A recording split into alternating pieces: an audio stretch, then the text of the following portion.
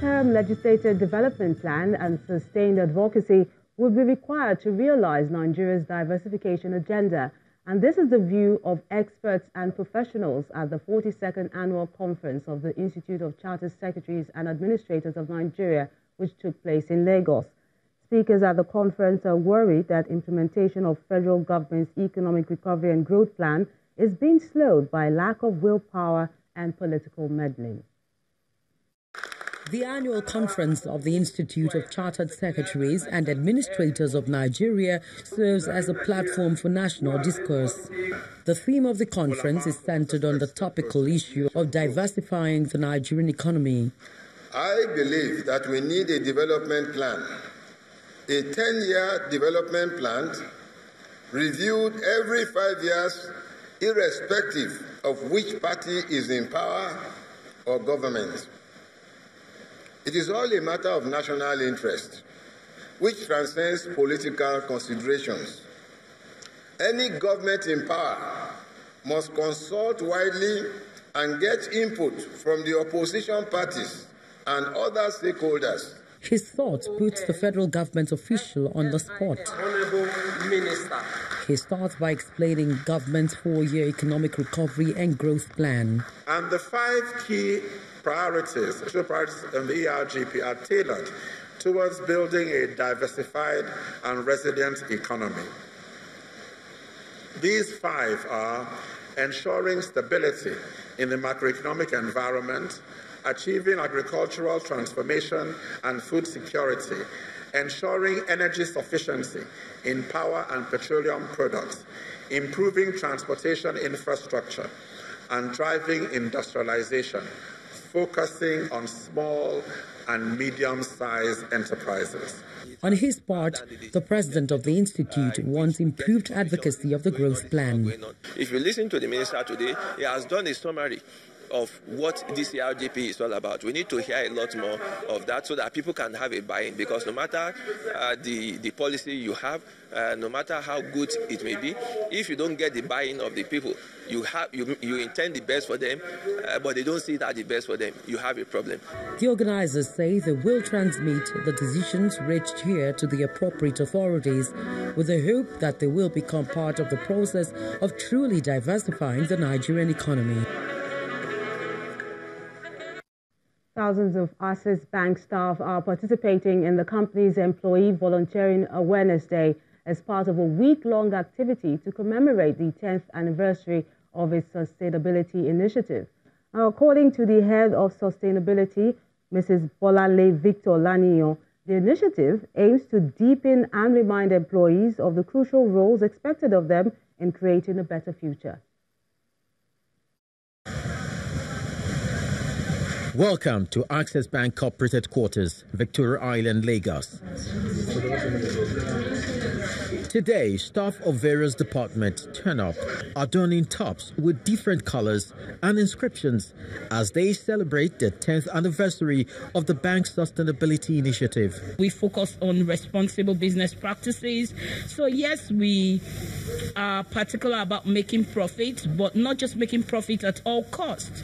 Access Bank Global Markets, remake, reform, review. In 2017 alone, our partnership with ACT Foundation saw us impacting over 19,000 lives directly. Access Warriors! Unbound, undead, unbroken! Come and say hi, everyone. The bank's policy, which we adhere to, allows us to invest a minimum of 1% of our profit before tax to do projects in communities, and every year we always surpass that figure. The theme for the week is the journey to a sustainable future, and these employees have taken up various projects ranging from education to healthcare, emergency services, environment to child support. Also have, as part of our CEO award, we have an award for the best CSR project, and we give back to them 25% of what it is that they have spent. Right now we have over 3,200 employees volunteering their time, their resources in impacting the community in Nigeria. A core value of the bank is leadership, which must impact community in a way that's sustainable. It appears the employees have caught up with this idea. We have people who have volunteered to donate monthly from the monthly salary. So there's a certain amount that comes out of the salary, and we have people who even do daily. So any amount counts. It can be as little as 1,000 naira, which can buy you a regular lunch. So you can say, I'll give up my lunch today for a child to go to school. Access Bank may have by this initiative demonstrated its mastery of not just the nitty-gritty of banking transactions, but also of its commitment to keeping the next generation in good and sustainable stead. A new startup, Eximia Realty Company Limited, has officially entered the country's real estate space with plans to change the status quo. The founder of the company, Mr. Hakeem Oguniran, believes the company will focus on solving specific problems already being faced in the industry. It's the official market launch of Eximia Realty Company Limited, and the event is tagged Real Art Meets Real Estate. First is an art exhibition of the masters by the company.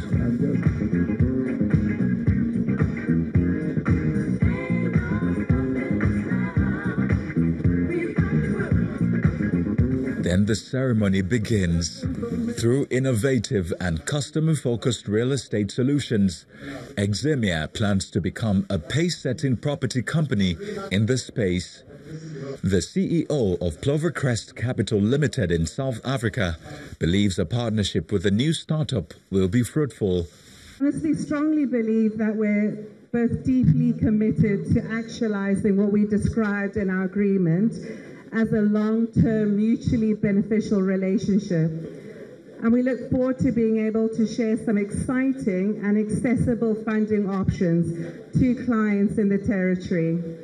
In my discussions with the founder of Eximia, I noted that the company will not only help to bridge the housing deficit in Nigeria, but also provide employment opportunities for our teeming youth and generally contribute to the economic development of our great nation.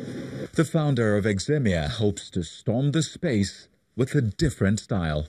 We thought that we should create a real estate company that changes the narrative, that focuses on specific niches, that raises capital in a unique way, and that delivers tailor-made solutions to customers.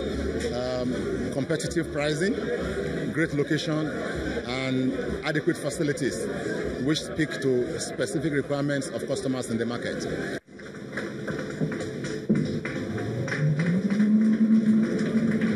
Eximia aims to redefine the narrative by challenging the status quo and creating a unique, innovative platform to deliver real estate solutions in Nigeria. Nigeria's Vice President, Professor Yemi Osinbajo, is making some strong statements at the Africa Investment Forum in South Africa and will be telling us about them and other stories on Business News.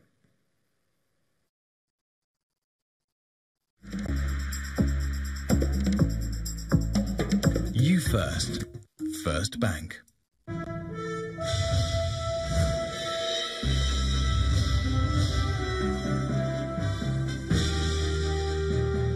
Very correct, Melinda. Thank you for joining us on Business News tonight. Nigeria's Vice President, Professor Yemi Osinbajo, has outlined the string of measures being put in place to ensure that Nigeria takes its place among the top 100 countries in ease of doing business. Professor Osinbajo joined the second day of the African Investment Forum, where he was part of a series of presidential investment talks talking about reforms and policy consistency. The event, hosted by the African Development Bank, will end on Friday. 5 heads of state, top government officials and business leaders attended the opening plenary, and the hosts wasted no time in laying out their pitches. To extract the real value of continental trade, we need to have the means to produce the goods that we want to trade. We need factories affordable energy, reliable water supplies, universal broadband and integrated supply chains. We plan to introduce on this platform innovative technologies that will help to improve transparency, traceability, immutability of records, and integrity of all transactions. Nigeria's Vice President, Professor Yemi Osinbajo, participated in one of the presidential investment chats where the focus was on reforms and ease of doing business. Nigerian businessman Aliko Dangote, who has businesses across Africa, painted a picture from an investor's perspective. Now there is rule of law, and I think it is really good for government and private sector to work together. Because what really discouraged people at the first was all these rampant changes of policies. And sometimes when government see that you are making money, they are going to change the goalpost and say, no, we don't want people making money. Away from the Africa Investment Forum venue, Vice President Osinbajo met with members of the Nigerian and South African business community. At the end of that session, we asked him what particular projects Nigeria is placing at the AIF for funding. One is the Eco-Atlantic City project, which, as you know, is one of the major infrastructure and it's a massive city that's been built there. So it's infrastructure, sites and services, all manner of things. It's a huge project. It's $2.12 billion, and that's here. As a matter of fact, it's being considered right now with all of the investors and everyone sitting around a table trying to work on how this will work, including the FDB. There's also the brass fertilizer and petrochemical project. That's a $3 billion project, which is also, all of these are private, but they are, of course, with government support. We're here to support those investments. The Vice President is expected to return to Nigeria Friday morning. Meanwhile, still coming up at the Africa Investment Forum are sessions such as financial institutions working together and the business of sports. That's ahead of the closing plenary of the forum. From the Santon Convention Center, Johannesburg, Betty Dibia, Channels Television News. Let's talk about crude oil prices. They have slipped from the recent highs and further signs of growing supply. And that's despite the record of 9.61 million barrel oil imports from China, which happened in October. The decline continued earlier this week after the Trump administration announced that it would issue waivers to 8 countries, allowing them to continue importing Iranian crude for the next 180 days. Brent crude fell 1.9% to $70.68 a barrel today, tumbling 18.6% from nearly 4-year high of $86.74 a barrel recorded last month, while U.S. WTI crude fell as low as $60.56 a barrel, nearly wiping out its gains for 2018. Nigeria's stock market has remained the back and forth movement, which has started during this week into the close of today's session, but this time with a swing back to positive territory. Tanya Lashibawale has the details.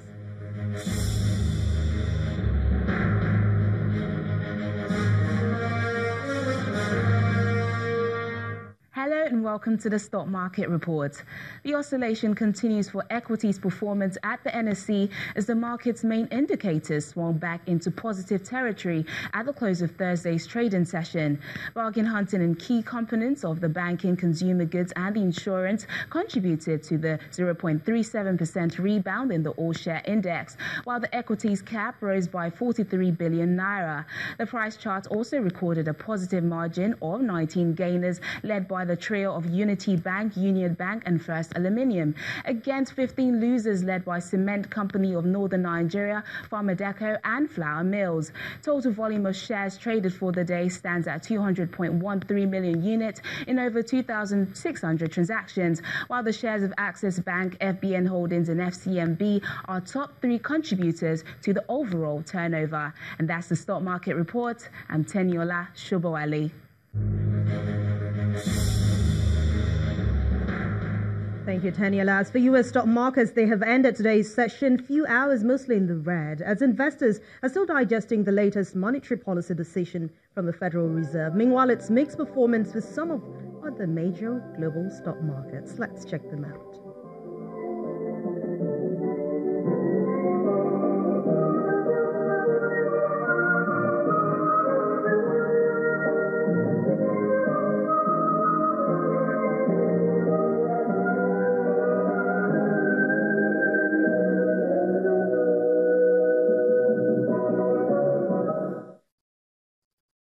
With those numbers, we end Business News for tonight. Thank you so much for watching. I'm Anne Nwawadu. It's back to you, Melinda.